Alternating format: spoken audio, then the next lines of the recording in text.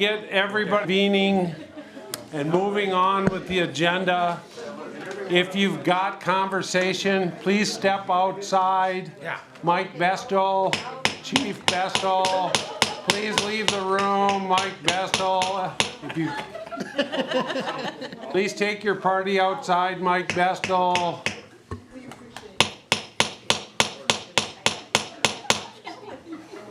Thank you. We have to do some other work.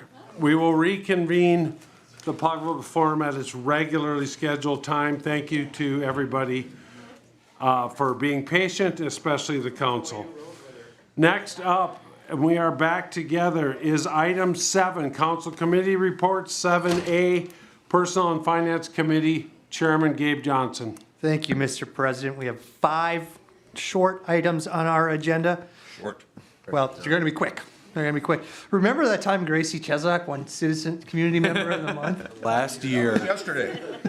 2017. That's not on my agenda, though. My agenda starts with discussion on the 2022 downtown landscaping, and the motion is to authorize staff to conduct the proposed downtown landscaping recommendations at a cost not to exceed $16,000, which would be A in your packet, and I so move.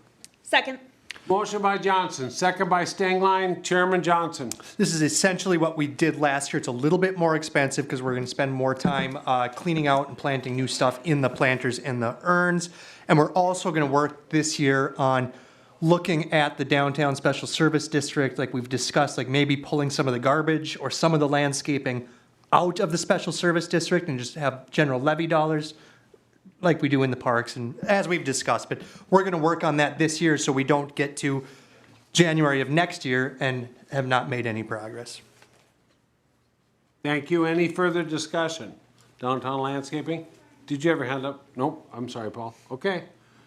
Hearing none. All in favor say aye. Aye. Opposed, same sign. Motion carries. Please proceed. Thank you. The next item is 2022 Street Department unit heater replacements, and the motion is to approve the quote from Pike's Plumbing and Heating for the replacement of 5 Resner unit heaters in the amount of $13,200, and I so move. Second. Motion by Johnson, second by Stunek. Any discussion?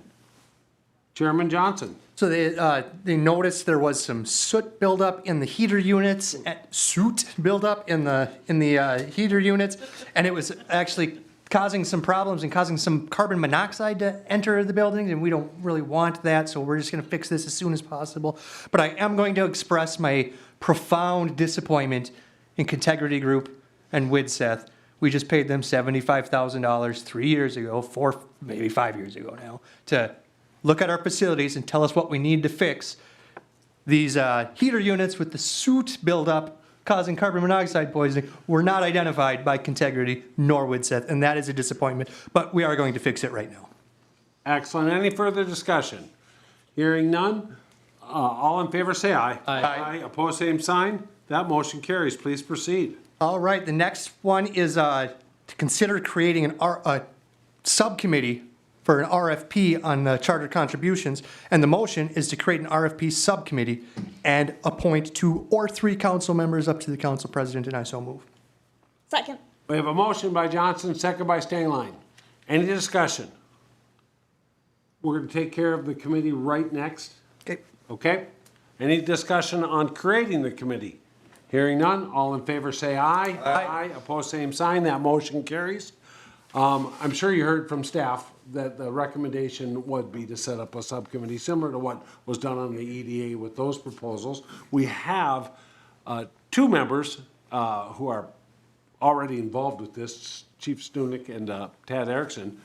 That to me seems obvious, but if there's somebody who wants to be on it, the only thing that we have to be considerate of course, is the violation of the open meeting law. We couldn't have 2 from your committee, because I imagine it's going to come back to your committee, by the way, just as I expect it to, or 2 from your committee, which would mean if we need 3, that leaves 1, and myself. We can't have the mayor because of his conflict. So if that's acceptable, I'd like to first ask, is there a volunteer to serve on this committee? Well, yeah. All right, so you would, so that makes sense. I would volunteer, but I wouldn't force my way onto it. If Tad wants to do it. Well, I really would prefer not to have 2 from SPW, or from PNF, I apologize. I'm happy to do it. Okay. Yeah, I volunteer. Okay. So if that's acceptable, then we're looking for a motion to appoint that committee of Stunek and Erickson. So moved. Second. Motion by O'Day, second by Pritchett. Any discussion? Hearing none, and you'll get together with staff on it. Hearing none, all in favor say aye. Aye. Opposed, same sign. The motion carries. So, and I don't know, Gabe, if you can explain this, or I can do it, or even Connie could do it maybe as to what this committee is going to be doing, so everybody in the room knows. And if you're not familiar, I'll give it a shot. Yeah. Okay, or unless you want to.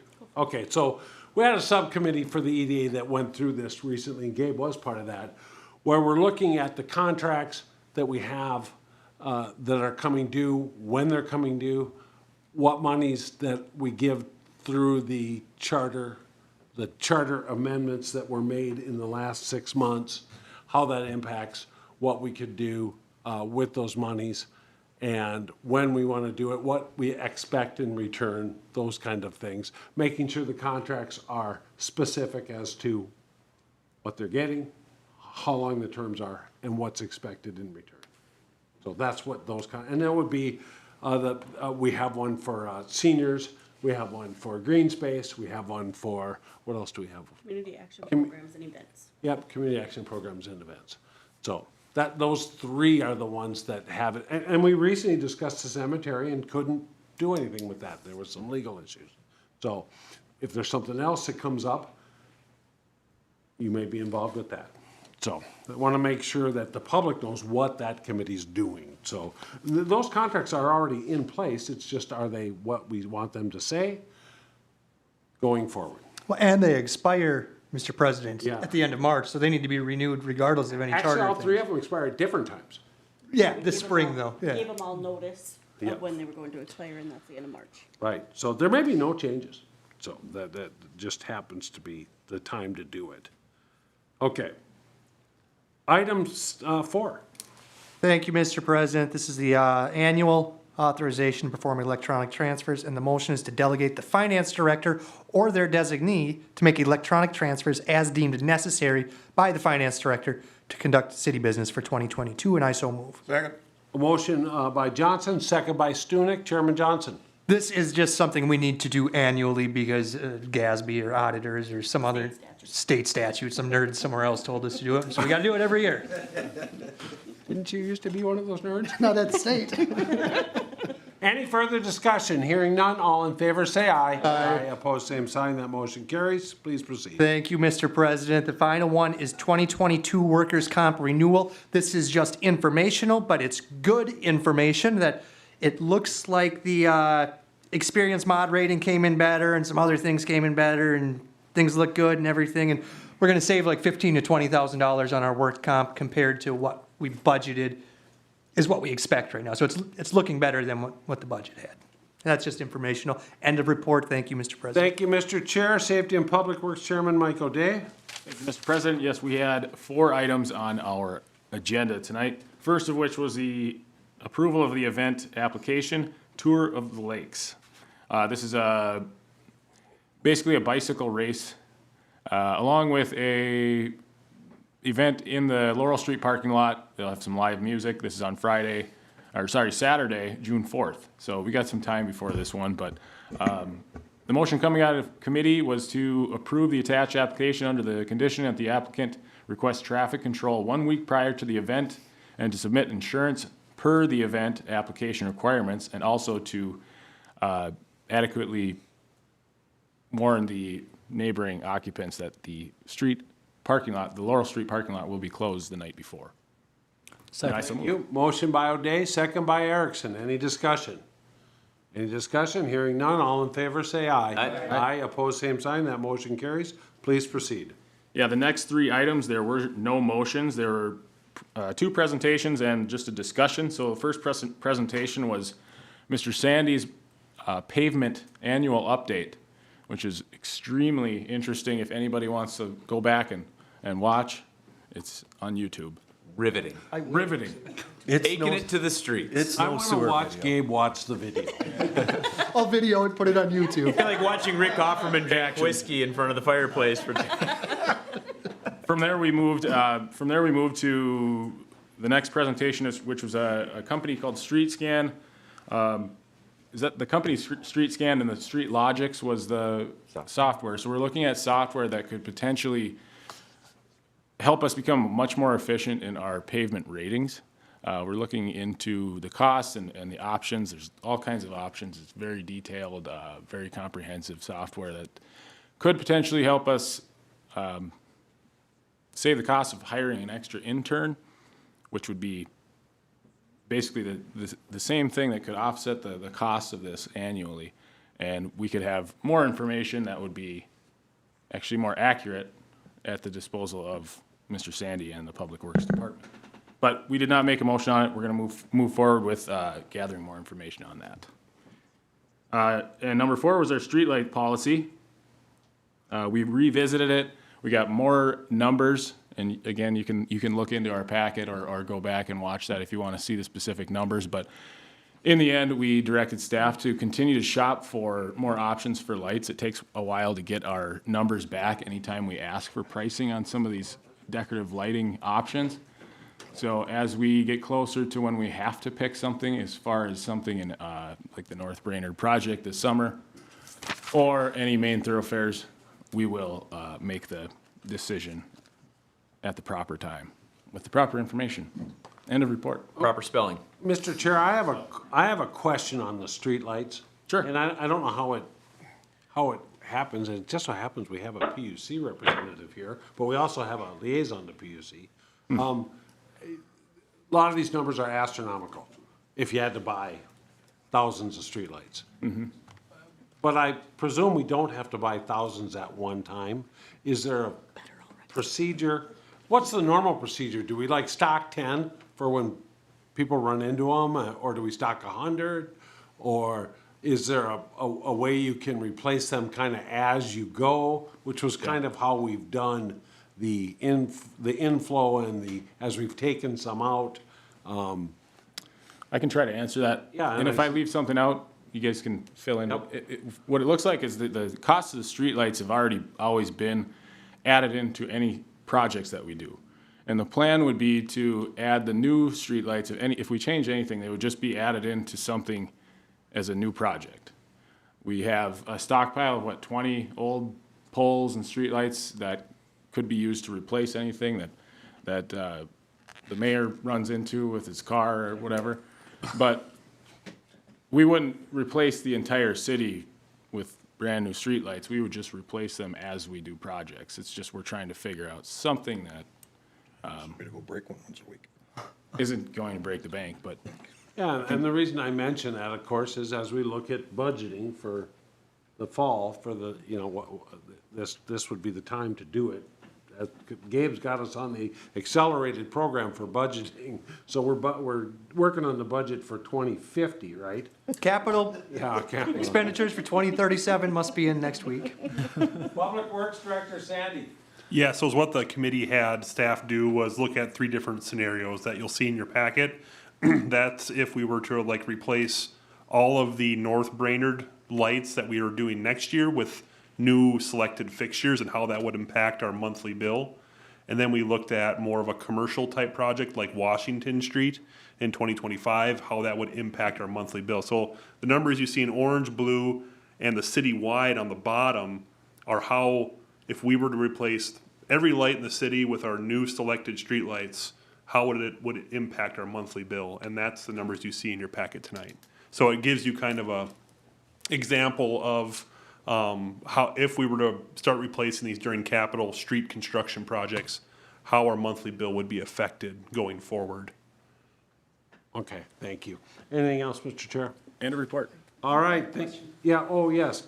I'm sorry, and maybe Mike can answer this, or Paul, or maybe you can, Mr. President, but how are the charges for lights going up under new lighting as opposed to old lighting? I imagine we have like incandescent bulbs right now, and we'd be putting in LED bulbs. Wouldn't that lower the electricity costs? There would be some offset for sure in those specific lights. Some of the lights have already been switched over, but when you drive around, you can tell which ones are switched. Yeah, 1 out of every 12. Right, you see it. right. So there would be some offset over time, between the charges we get charged for actual electricity and the charges that we get charged for the physical pole and fixtures themselves. As to where that would end up, we still get charged a lot more because we bought some really expensive decorative lighting. I think that depends on the project, and that's what it's gonna come down to. We're just trying to be smart about what we buy. There's no reason to just buy the one that looks smart right now because we've shopped around 5 different lights and, oh, that one works. There's thousands and thousands of different options out there. So we can ask Trent to reach out. We can ask Trent to reach out, and it takes us weeks to get back the answer. And that's where we're sitting. That's a problem. Yeah. Mr. Sandy? Yeah, to answer your question, Gabe, the capital costs of the lights are rolled into the monthly charges for electricity. So that actually overcomes the amount we're saving in electricity because we're buying more expensive poles and fixtures. So that, it's capitalized over, I think, like 10 years or something. I don't know the exact, 20 years. So those light poles and fixtures are capitalized over 20 years on our bill. So if we're buying more expensive poles and fixtures, our bill is gonna go up. Thank you.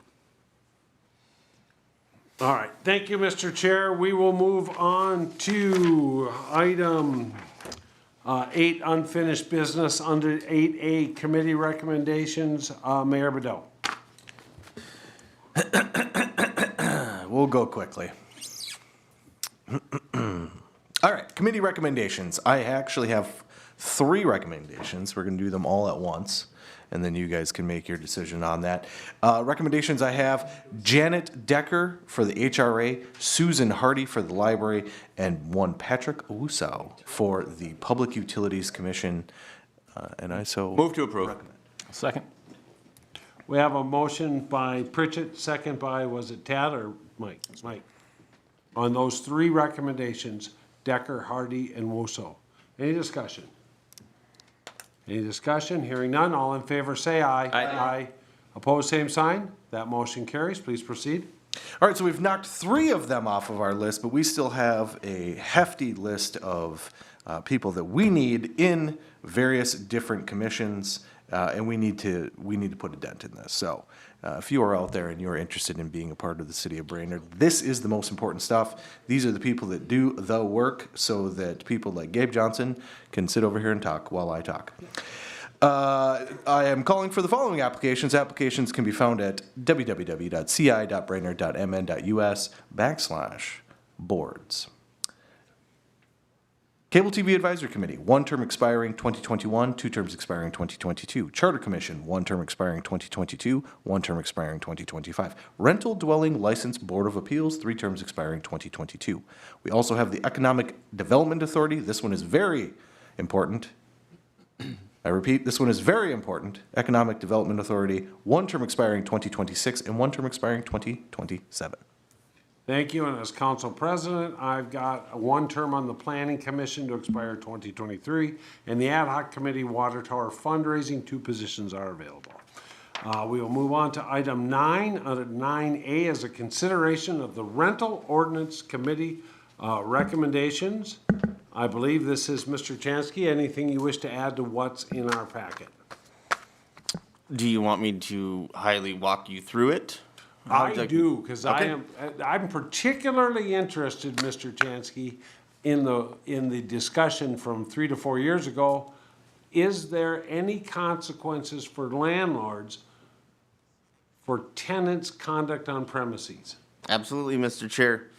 So again, just quickly background, this is coming from the Rental Ordinance Committee that was created by council, I think back in 2017 to look at the ordinance.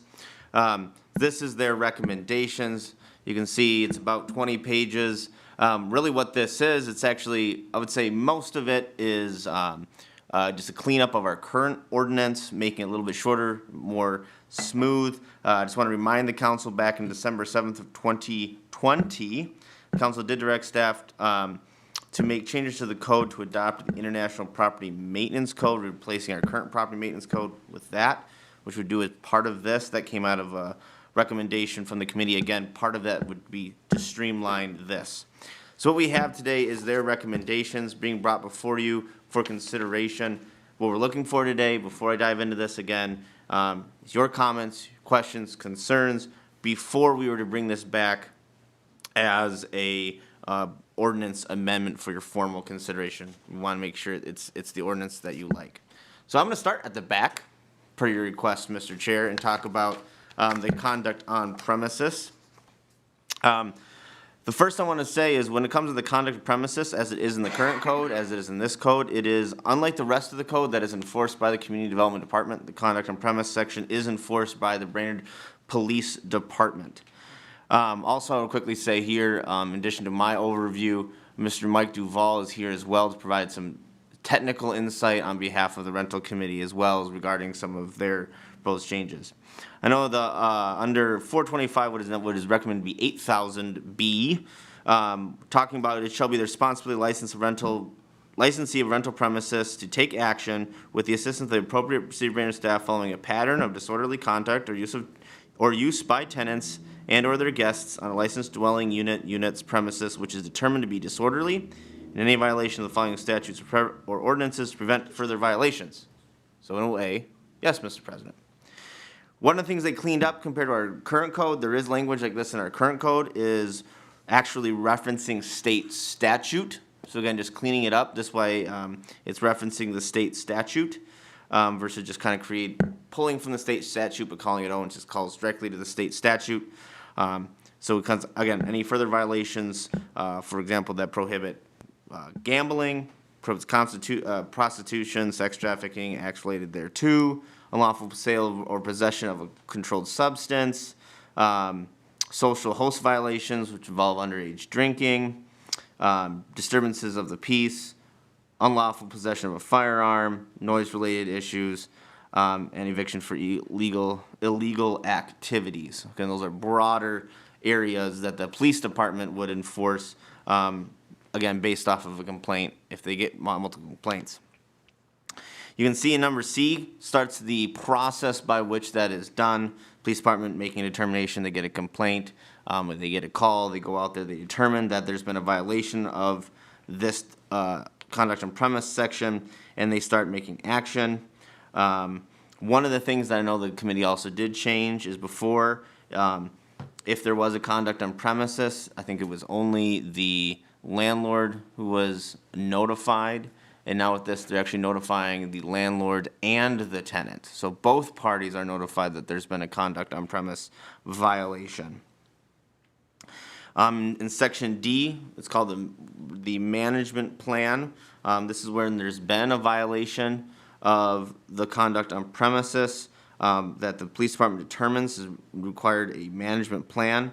What this essentially does is requires the property owner to provide a plan of saying, here's the issue, we recognize there was this issue, here's how we are going to manage it to ensure there's not future violations. They do have a time limit to doing that. And then in section E, there's some recurring violations. You'll see some of the scenarios are red or some of my comments.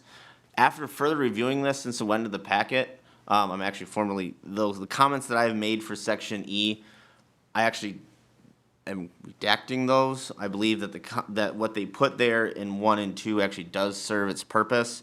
When I first reviewed it and I made these comments, I had disconnected section E from section D, and that section E is further violations. So if you have a management plan and there's a third violation within 24 months, so you have 2 years, if there's been a third violation, now it's going to be brought back for certain to be revoked. Same with, and then if there's multiple properties, you have a third violation, your whole building is getting re-inspected on top of potentially your license being revoked. That, in a nutshell, is the conduct on premises. I know Mr. Duval can answer any comments on that. I'm pretty sure Chief Bestel can answer any comments about the process of how they enforce this, Mr. Chair. So I think I'll stop there to answer questions about the conduct on premises before going through the rest of the code. Any questions on that portion, Chairman Johnson? Yeah, thank you, Mr. President. So we've been meeting for 4 years, 5 years. When was this committee created? 4 or 5 years ago? Yeah. And they've been meeting regularly to primarily, I think, look at conduct on premise was my understanding, but maybe I'm wrong. Doesn't matter either way. And here there's recommendations supposedly, but there's no written like document or report from the committee detailing the recommendations. It's just going to be kind of the community development department's interpretation of the committee's 5 years of meetings, or how is this going to, I kind of expected like a report of, or something, like lists of things that we should be doing. And I guess maybe that's just me, Mr. President. A comment, thank you. Yeah. All right, any other questions on the conduct on premises portion of this ordinance? Please proceed, Mr. Tensky. Okay, so I'm gonna go back to the top, going to the overall of the rental code. This is the section that is enforced by the Community Development Department. First part, general title, scope, findings, intent, definitions. One of the things I do like to keep pointing out to people, because we do get regular comments under the intent, is that first line is not the intention of the city to intrude upon the fair and contractual relationship between the landlord and tenant.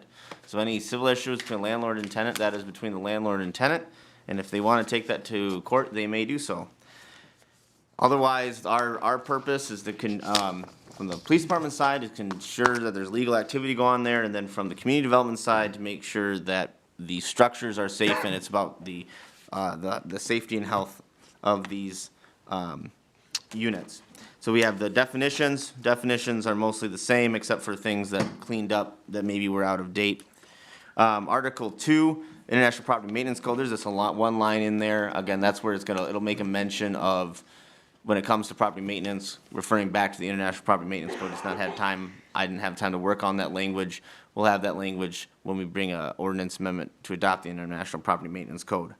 One of the things I want to point out that I know was a change under 425 3002C. One of the things in our code that states is if a immediate family member, and that's, I say 2 up, 2 down, so grandparent, parent, sibling, child, or grandchild is renting from you, you are exempt from having a rental license, requiring one. What they are asking, what they're recommending here is that a property owner still get a rental license, so we can document that someone other than the property owner is living there. It's just that the fee in that situation would be waived. Because one of the issues we have now is we get suspected rentals, someone's living there, or the name on the, we work with BPU, the name on the utilities is not the same as the name as the property owner. We send something out and they're like, oh, it's my child that lives there. Again, it just helps us keep track of truly what are the non-homeowner occupied properties in the city. And then the other things that I wanted to call out was mostly under licensing standards. So this talks about what did the standard of a property have to be licensed, and regarding the inspections of these properties. So as a reminder, a property is first inspected when a license application is submitted. It has to get inspected and pass inspection before a license is given, and then it is inspected periodically every few years as well. One of the things they are talking about in here, when it comes to licenses, is that they are transferable. In the previous code, how it happened is if I renewed my license on my rental and then I sold it a month later, someone else had to come back in and pay another rental license fee. What they're saying is the rental license can be transferable, and normally if it's a new person, it'd have to be inspected. That inspection is still required unless it had inspection within the last 12 months, because the idea is hopefully there hasn't degraded if it passed it in the last 12 months. But the main things I wanted to point out are my comments in red, and pretty much what they were adding under each section on the inspection is then this, I call it the hold the feet to the fire language. Is just reiterating that any violation of failing to meet the property maintenance requirements of this code will result in the action to deny or revoke a dwelling unit or unit's license. So if you're inspected, you fail the inspection, you have a certain amount of time to fix that. If you have not fixed it within the given time limit, we're going to recommend it be denied or revoked. Same thing for that's generic inspections. You get your inspection, you fail, there's a point system, you're underneath the point system. You have 30 days to fix it. If it's health or safety a life safety issue, you have 5 days to fix it. Otherwise, we're gonna be recommending revocation. And another item I added, that's section 5 there, it talks about minor, in a previous section it talks about major code violations. I wanted to also add a thing about minor code violations. Again, they're minor things, they're not big, but they still need to be addressed.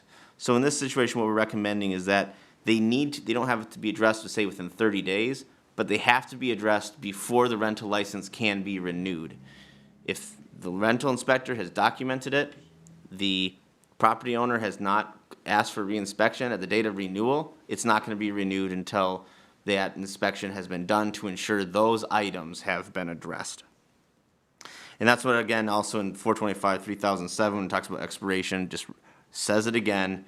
If there are any outstanding code violations, a rental license will not be renewed until it has been inspected and passed. Beyond that, Mr. President, I believe I can support pretty much everything else that the committee came forward with in this recommended code revision as to the process for renewals, non-compliance, denials, the use of the Rental Housing Board of Appeals. And I believe that if we do adopt this, Mr. Chair, and my staff has a renewed effort of reinforcing these things, especially these, what I call the feet to the fire things, I do have a feeling that there may be the necessary need of the Rental Housing Board of Appeals. Maybe in the short term, and then we can get some things cleaned up, and then moving forward, maybe we won't need it again as our landlords keep everything up to par. Thank you. Mr. Mayor has a question or comment? Yeah, so I just had a quick comment. Many years ago, when I first came on the council, we were talking about the review process for the inspections, and I was amazed that having a hole in your roof is not an automatic fail for your property. Have we addressed that? The point system allowed for you to have a hole in your roof and not have that be a fail. Have we addressed that at all? I would have to talk to the building official. My guess is we have, but I would have to talk to him. I would just like to say that if there are holes in roofs, that should immediately need to be taken care of. So I would just like to make sure that has been taken care of. Thank you. Any other questions for the Community Development Director or the Planning and Zoning Chair? Any other questions? Hearing none. Tad, you're our liaison. You want to make a motion? Yeah, I'd love to. So make a motion to adopt the changes coming out of the committee. Perfect. With excluding those comments in red in section E. Thank you. Yep. Okay. Yep. Is there a second? Mr. Second. Johnson? No. I'll second it. Second, Mr. Pritchett. Any discussion on the motion? Mr. Johnson? I'm gonna vote against the motion. I would like to see like a report from the committee listing their recommendations before I vote to adopt said recommendations. I would like to Yep. physically hold that, right? And I haven't, and I can't vote to support those changes that I have yet to see. So I will be voting no. Okay. I just have a, Mr. O'Day? well, I guess I can't ask the question, can I? You can ask a question of the motion. I mean, you can speak to or against the motion is technically how. I just came up with a question way too late. Maybe I can talk to one of you guys. I think this is important. Please ask your question. Is this just taking a, what is it, what did we call it in the top here? International, something international. The International Property Maintenance Code. Yeah, so this is just a generic code that we're adopting that is most cities? So I want to clarify this. So the International Property Maintenance Code, in the current code right now, we talk about things of like the standards for a structure. What the committee is recommending, and that's also section 450 of our code, is to replace that with the International Property Maintenance Code. We did this a year and a half ago with the building code. We're just going to, in our code, we're going to say International Property Maintenance Code. It's what we follow anyway, and then it updates. The sections that they recommended here, these are separate. These are Brainerd-specific recommendations. That's all you need. And just to clarify the motion is not, we're not adopting an ordinance. The motion is to direct staff to draft an ordinance amending section 425 to be considered by the city council in March. Okay? So you're not adopting this right Well, now. That's a different motion that was made. I just wanted to clarify it because Tad was a little garbled on the way through, but that's what you meant, right? Yeah. Good answer. Mr. Chair, I'd like to speak against that motion. Yeah, all right. You'll get a chance. I don't mean to put words in your mouth, Tad, if you No, really that's- wanted something else, but we don't have an ordinance to adopt. Correct. Oh, Yeah. or Thanks for hold the up for- clarification. Yeah, okay. Gabe, you've already spoke, but I'll let you But not speak. to- You know, not I to know, that I know, we'll motion. let you speak a second time. Let's see if anybody else who hasn't spoke wants to speak. Nope, go ahead, Gabe. Okay, so now for the new motion, I'm opposed to this one because if we wanted to direct staff to recommend changes, we would have done that 5 years ago. We formed a committee that's been meeting for 5 years. Can we at least see their recommendations? I got it. Well, this is David redlining a couple things, but this isn't like signed by committee chair Mike Duval or Jan Lambert or whoever it was, right? So I would like to see the product of what that committee worked on for 5 years before just ignoring everything that committee did and directing staff to do what they want. So I will be voting against it. Oh, fair enough. Any more discussion? Okay, I'm gonna speak in favor of it. I understand completely what you're saying. And I also am disappointed in the timeframe and the fact that this could have been done 5 years ago. That being said, I think the product that I see here appears to address a lot of the issues that we've had. And I highly recommend you go home in the next 2 weeks and read this, because a lot of work got put into it. I can tell that it did, and I think it addresses a lot of the problems that we've had with our rental housing codes. So everything from my personal one, which is conduct on premises, and it says you may be subject to revocation. I think that's critical, that people know that they can lose their license. I think some of the things that David brought up, highlighted, are things we have dealt with time and time again as a council and needed to be fixed in the ordinance. Now, that being said, I want to move forward with this. So that doesn't mean between now and March we can't do changes. But you really got to go read what's in here, because David just hit the highlights, and I understand what you're saying, Gabe. The format might have been more palatable for you had it been different. But I really don't want to start the process over either.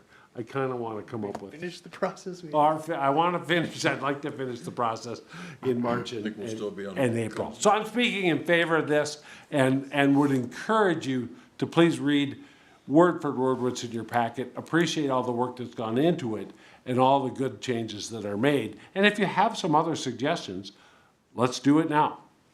Okay, there. Any further discussion on the motion? We have a motion by Erickson, a second by Pritchett. The motion is to draft, the staff has to actually bring it back to us in an ordinance format, amending section 425 to be considered by the council in March. All in favor say aye. Aye. Opposed, same sign. Aye. Motion carries. 4 years, I think it's looking pretty good. So, thank you.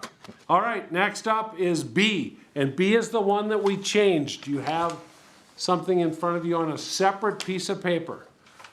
This is submitted by Mr. Wickland, the Finance Director of BPU, regarding the resolution for the USDA RSP program. Mr. Wickland, anything you want to say? Machine's pretty square, but you've sat through everything. But if you come up here, we're gonna trash on you for an hour. That's fine. Personally. Okay, yeah. please, thank you. You have to state your name and all. Todd Wickland, BPU, Yep. Finance Director. The resolution before you is a necessary step to move forward with this loan program. It's a program that the USDA has had for several years with mostly co-ops. And so there's been very few municipals, but we've been encouraged the last few months to take a look at it, see if we could get involved. We have our consultants that'll be helping us. He's been through many of our buildings, Frontier Energy. He's been up here. He will be working behind the scenes at what kind of loan projects are out there and available. This will be a loan program. It's a 0% loan back to the USDA. but we are required to charge somewhere between 1% and 5%, depending on what type of loan. There's about 25 different things that would qualify, all the way from HVAC systems to hydropower to solar projects to motors, and it even covers gas. It's more than just electric also. But we, BPU would be acting as a banker in this thing. We'd have to have loan reserves, and we would have to have files on these folks. And but this is one of the necessary steps that we need to do, and I think there was a timeline in there of February 7th. I hope we can meet that thing, or we'll be trying to extend. There's several schedules. We have to do projections out 10, 15 years, what we think the utility is, plus what we think the loan program will do. But we're starting off with a $2 million loan. The commissioners were all the way, from $2 million to $5 to $6 million, and it says, let's just start with $2 million and see where that takes us. But that's what the resolution before the council is tonight. Thank you. Any questions for Mr. Wickland? Mr. Johnson? One question, Todd. Why can't the electric department get stuff in the packet before the packet goes out? I know somebody can answer that because I was. This was an issue that we didn't have the resolution from our city attorney yet, and the resolution came in on Thursday at like 5:30 that night, and that is why we added it to the packet. So the electric department was one day behind in getting it to us, or what? No, we did not get it. The electrical department did not get it from the city attorney. So they sent it to the city attorney in November, and he just sat on it for 2 months, or what? No, it was probably Middle of December. middle of December type of thing. In fact, the resolution may look a little different than what you do, because I took my creative juices to create this resolution as it is. Okay, thank you. Any other questions of Mr. Wickland? Hearing none, the motion we're looking for is to adopt a resolution, thank you, Doug, establishing the residential and commercial customer and energy efficiency loan program. Mr. Johnson, as our representative, do you care to make any? Yeah, I'd love to move the resolution. I'll second. Second by O'Day. Motion by Johnson, second by O'Day. Any questions on the resolution? Hearing none, Acting Administrator Hillman, please call the roll. Pritchett. Yes. Stengline. Yes. Erickson. Yes. O'Day. Yes. Stunek. Yes. Johnson. Yes. Bevins. Yes, and then any demerits for Langle? 3? All right. Want me to put a muzzle on him? Next up is 9, new business C, consideration of city council workshop on code enforcement and conducting codification of the city code. Boy, this sounds like Scott Chansky written all over it. On January 24th, after a special meeting at 6 p.m. No, No, we're not. 'cause we're not Oh, gonna that's have a right. special meeting. No special meeting. So that part gets whacked because we just took care of that with that thing. So we're just talking code enforcement. We're looking for January 24th at 6 p.m. here. Is there a motion to consider that council workshop? I'll move. Second. Motion by O'Day, second by Erickson. Any discussion? Hearing none, all in favor, say aye. Aye. Aye, opposed, same sign. We're having a special workshop. January Oh, 24th. and so we will adjourn to that today. Yeah, it's been a while. Okay, next up is the same item that we started with, and that's to reconvene the public forum, time allocated for citizens to bring matters not on the agenda to the attention of the council. Anybody first in the audience who wishes to speak on the reconvened public forum? Anybody at all? Anybody online, Mr. Strong, who? Only Eric. Okay, well, Perfect, moving on. yeah, all right. We will close, the meeting reconvened at 9:29. The public forum reconvened at 9:29 and was closed officially at 9:30. And thank you all to those who spoke. Next up is staff reports. We'll go over here. We'll start on this side with let's start online with Mr. Charpentier. Anything from the HRA?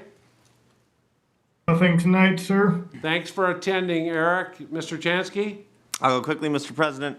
Planning Commission meets tomorrow, January 19th, here in the council chambers at 6 p.m. They will be holding a public hearing on the general concept review for a proposing supportive housing village. Also, the Parking Commission is meeting on Thursday, January 20th at 4 p.m. here in the council chambers to consider the request that the council said regarding the parking recommendations, having them review a few things. Hopefully we'll have their revised recommendation back to you in February. And then also, you saw in my report, February is going to be a big month for the zoning code as we're looking to wrap it up. The Planning Commission is going to have its first crack at the proposed zoning map tomorrow.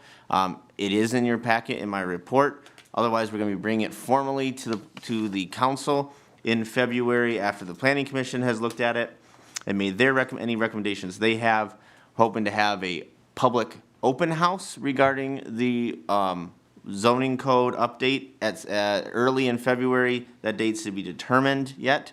And then hopefully having the formal public hearing, the Planning Commission would hopefully doing a formal public hearing at the end of the month regarding it, the zoning code, and then hopefully having it in front of the city council for formal consideration in March. And that's all I have, Mr. President. Thank you very much. Did you get enough on sober houses? You told me you hadn't heard anything about them. Get enough, or do you need more? You're okay for now? I'm good for All now. right, Mr. Sandy. Just received word today that our Cayuna Lake State Trail ask to the legislature was included in the governor's recommendation for a bonding bill.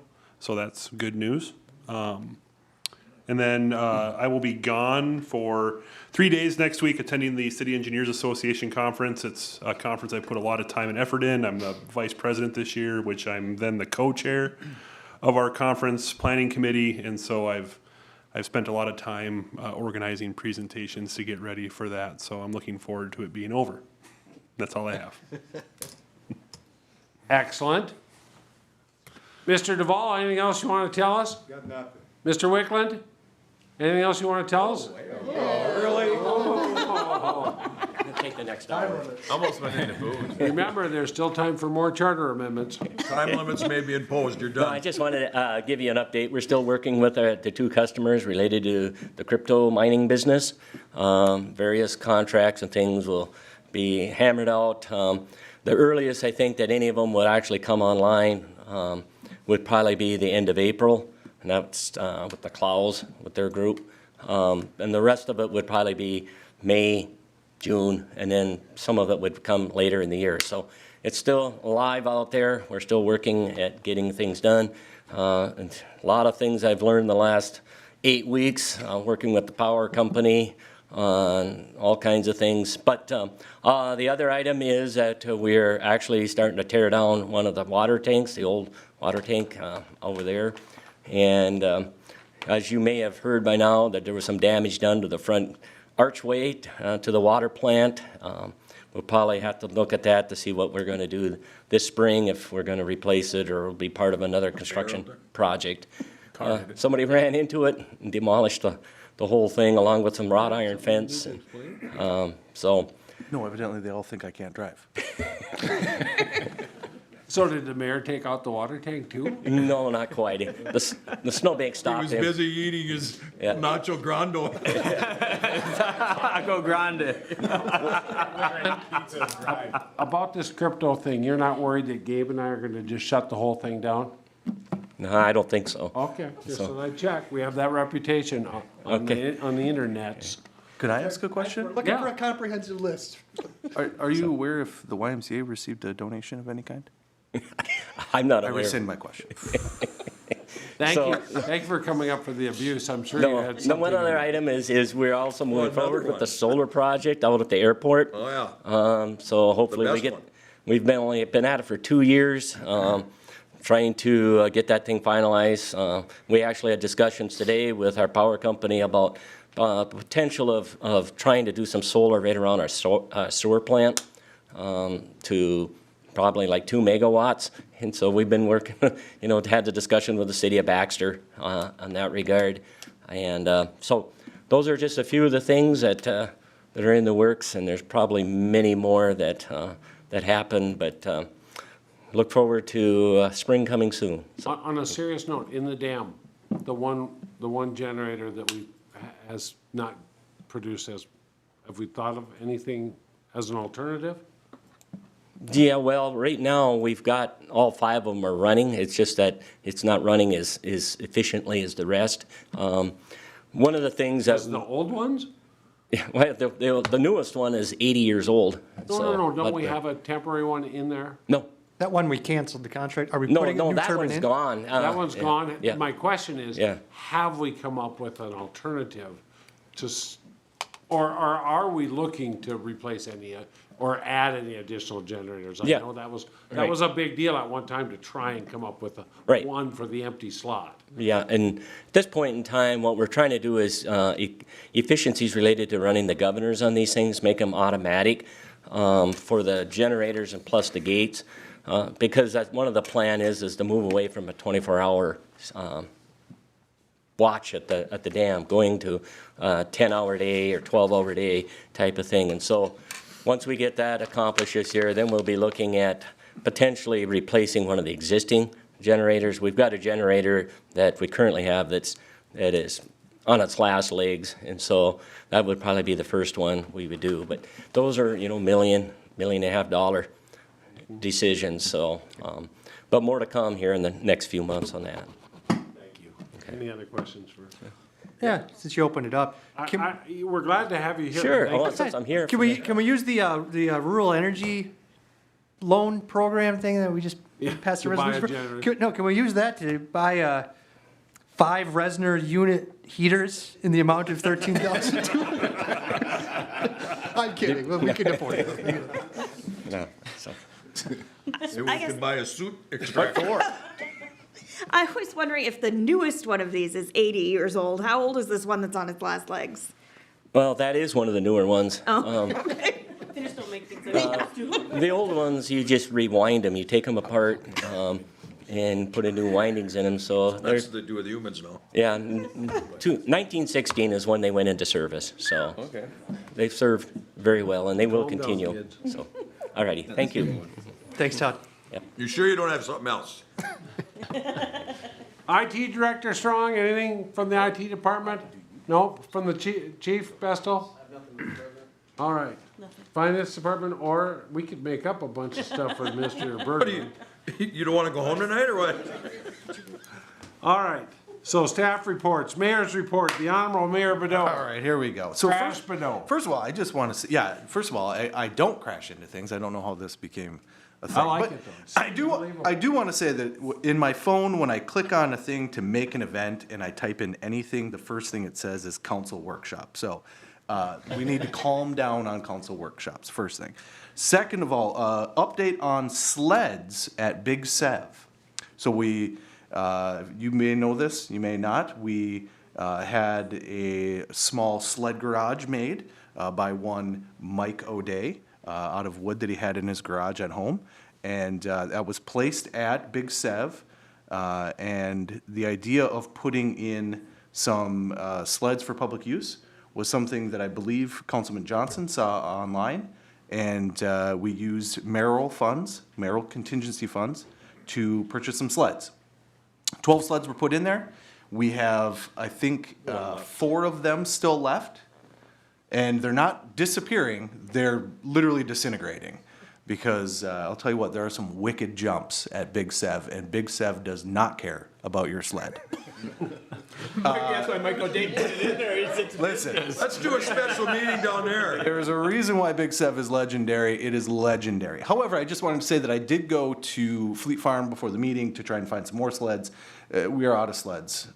And so I'm just going to reach out to the public. If you have a sled at home that you may want to donate to the gods of the Sev, Maybe O'Day can build something. I'm just reaching out to see if anyone has any. We can get them online. They're definitely more expensive to have them set I've got a up. sled in my garage, it's about 65 years Just old. go drop it in the sled garage. I want O'Day to build us a fleet farm. Yeah, In Brainerd. let's go. Let's go. Anyway, so that just a heads up for that. Really good response from people about those sleds, and they're getting used, and they're not disappearing. I went and removed 4 of them. People, when they break, people put them back into the thing even. So it's pretty impressive. I'm really impressed with how that whole thing's been working out. But Big Sev does not care about your sled. I got a letter here, a little card. It says Gajul, I believe. Good Yule. Good Yule? Is that it? Probably good Yule. Okay, good Yule. Yes. Good Yule. He only knows German.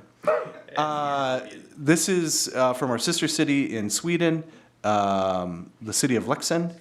And I just wanted to say that we got this and that we probably should send something back. So Maybe a Christmas card next year? maybe We all sign it, Does it have to go through the city attorney or what? we'll put a Gajul. Send it to their mayor. Marriage tonight. Send it back to him. We'll send it back to him. And then lastly, just super fast, I just wanted to comment on snow removal.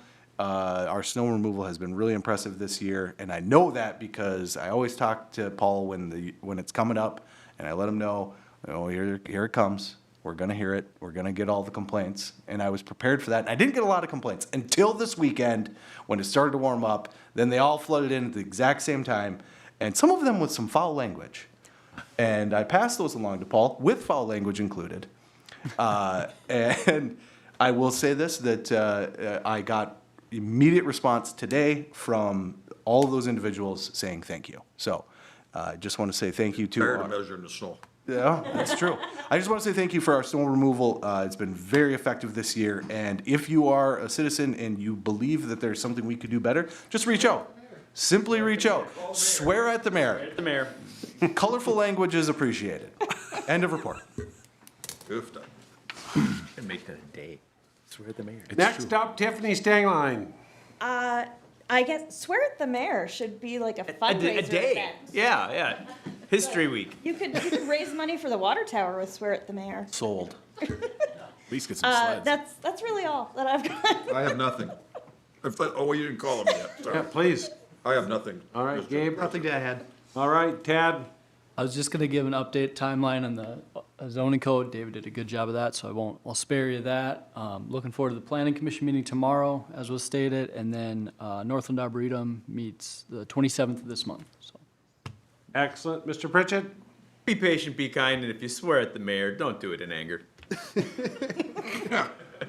I'm actually seeing another contest in like name the snowball. Swear to the mayor. Most creative Name the swear. mayor. How about just name the mayor? We can come up with plenty of contests involving naming the mayor and swearing at the mayor. I'm creative in that regard. I just wanted to talk about the MLTP Park. The Mississippi Landing Trailhead Park. I think I said that right.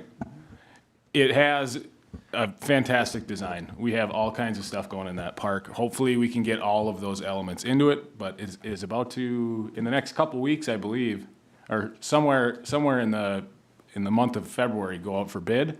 Hopefully we can start that construction process in the spring, late spring, I think is what we're looking at.